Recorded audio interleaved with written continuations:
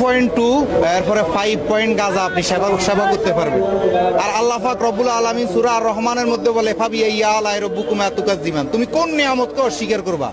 গাঁজা আমার আপনার 14 গোষ্ঠীর বাপে কেউ বানায় নাই, এটা কে বানাইছে? আল্লাহ সৃষ্টি করছে, আল্লাহ সৃষ্টি করছে। এখন আমাদের কিছু পাগল আছে, এরা লিমিট খরচ করে ফেলে, যে কোনো জিনিস লিমিট খরচ করাই হারাম। সরকারি আইন আছে আমরা 2.2 গ্রাম গ্রহণ করতে পারবেন।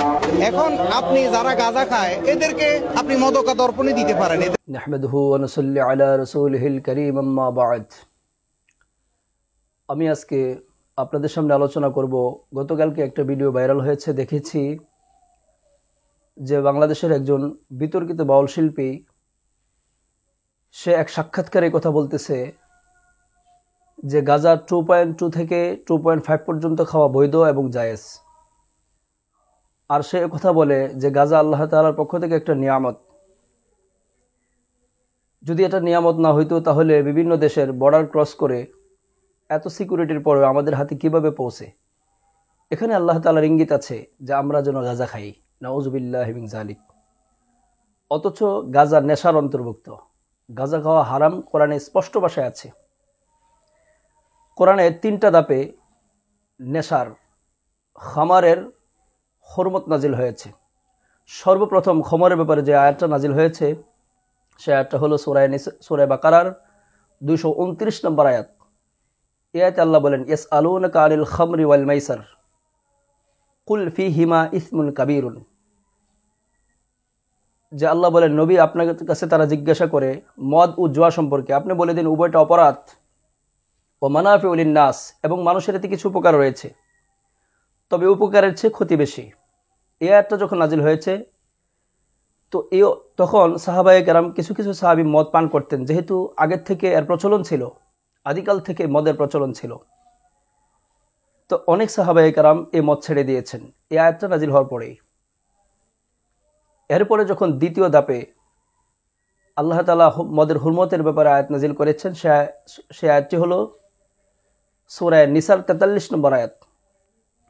এই আয়াতে আল্লাহ তাআলা বলেছেন, ইয়া আইয়ুহাল্লাযীনা আমানু লা তাকরাবুস সালাহ ওয়া আনতুম সুকারা, হে ঈমানদারগণ তোমরা সালাতের কাছেও যেও না যখন তোমরা নেশাগ্রস্ত থাকবে।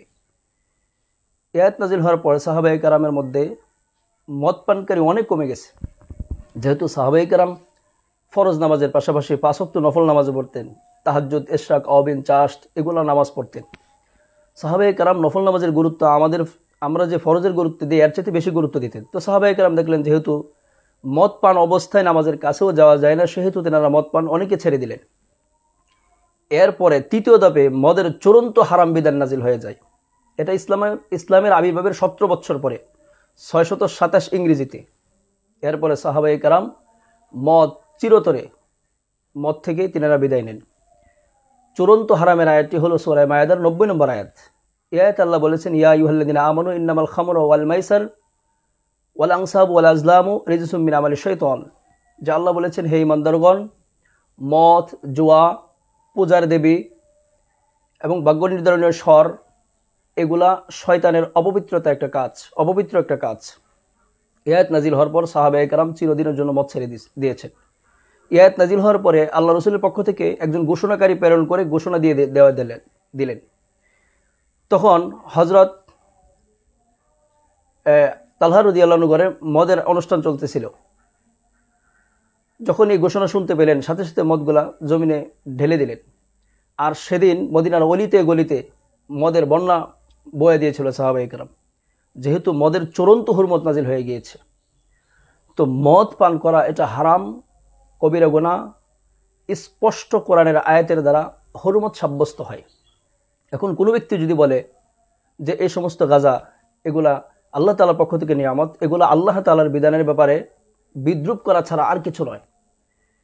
মদ নেশা সৃষ্টিকারী যত বস্তুই পৃথিবীতে আসুক না কেন, থাকুক না কেন, যত সুরতি দুনিয়াতে আসুক না কেন, সম্পূর্ণ হারাম। এক এক সময় এক এক নাম হতে পারে। যদিও কোরআন নাজিল হওয়ার সময় মদ ছিল যাকে খামর বলা হয় আরবিতে, কিন্তু পরবর্তীতে এর ভিন্ন ভিন্ন নাম হয়েছে। নেশা সৃষ্টিকারী বহু জিনিসের আবির্ভাব হয়েছে, যেমন গাঁজা, হাশিশ, আফিম, ভাং, হিরোইন, ইয়াবা, বাবা, এলএসডি এগুলা।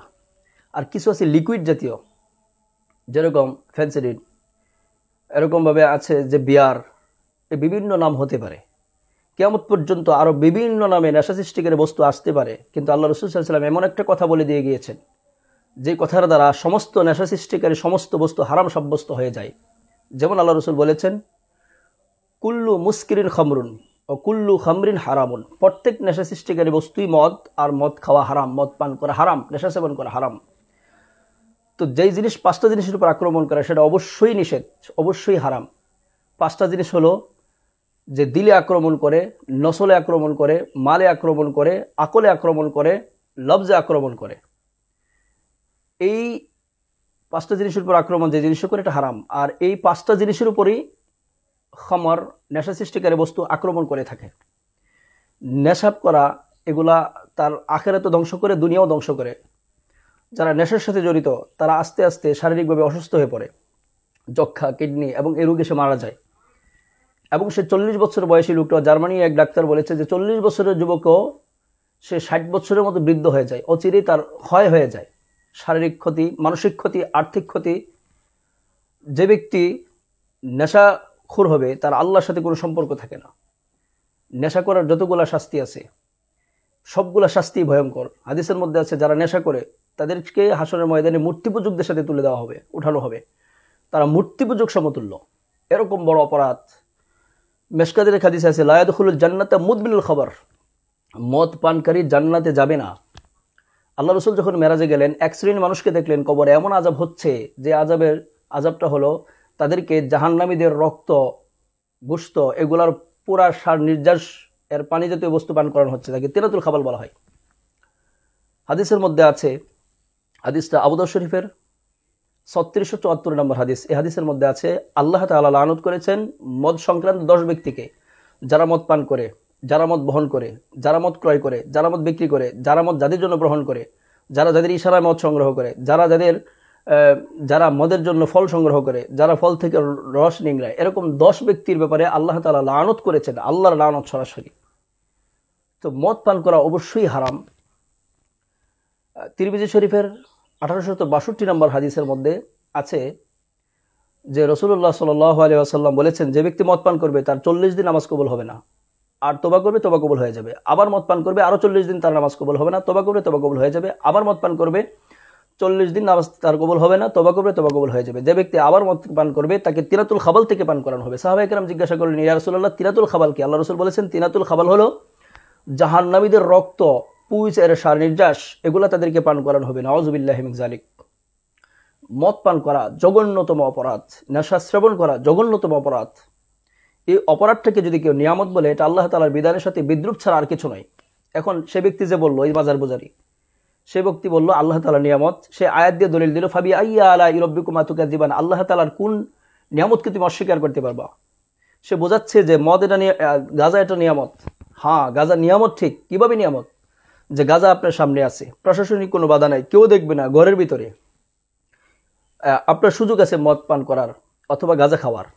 কিন্তু আপনি যখন আল্লাহর ভয় সাথে নিয়ে, আল্লাহর ভয় ভিতরে থাকবে, যে আল্লাহর ভয়, যে না আমি সুযোগ থাকা সত্ত্বেও পান করবো না, যেহেতু আল্লাহ হারাম করেছেন, এখন আল্লাহর ভয়ে যে পরিহার করলেন, এটা আল্লাহর পক্ষ থেকে নিয়ামত। এইভাবে গাঁজা সামনে আসা আপনার জন্য নিয়ামত। কিন্তু গাঁজা খাবেনও, আবার বলবেন আল্লাহর নিয়ামত, এটা আল্লাহ তাআলার বিধানের সাথে বিদ্রুপ ছাড়ার কিছু নয়। এবং সেই সাক্ষাৎকারে এই কথা বলছে, যখন সাংবাদিক তাকে জিজ্ঞাসা করলো, আপনি কি বলেন যে একটা ব্যক্তির যদি, একটা নারী যদি, সুন্দরী নারী সামনে আসে, তাকে দেখা কি বৈধ কিনা?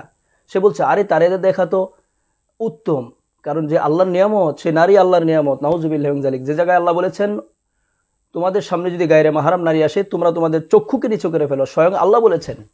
আর সে বলে এটা নিয়ামত। হ্যাঁ, নারী নিয়ামত। নারী আপনার স্ত্রী আপনার জন্য নিয়ামত। আপনি স্ত্রীর দিকে মহব্বতের দিকে দৃষ্টিতে তাকান, সেটা আপনার জন্য নিয়ামত। আপনি আপনার মার দিকে মায়ের দৃষ্টিতে তাকান, সে মার দিকে মায়ের দৃষ্টিতে তাকালে সেটা হজের সওয়াব হবে, সেটা এভাবে নিয়ামত। তো আপনি কিভাবে বলেন যে বেগানা নারীর দিকে, যার দিকে তাকানো হারাম, তার দিকে তাকানো আপনি কিভাবে মনে করেন যে এটা নিয়ামত? এটা সম্পূর্ণ ভুল এবং ভ্রান্ত। এভাবে উম্মাকে গুমরা করা ছাড়া আর কিছু না। এগুলা উম্মাকে গুমরা করার একটা পায়তারা চালানো হচ্ছে। আল্লাহ তাআলা আমাদেরকে এইগুলার থেকে আল্লাহ তাআলা আমাদেরকে হেফাজত করুক। আমিন।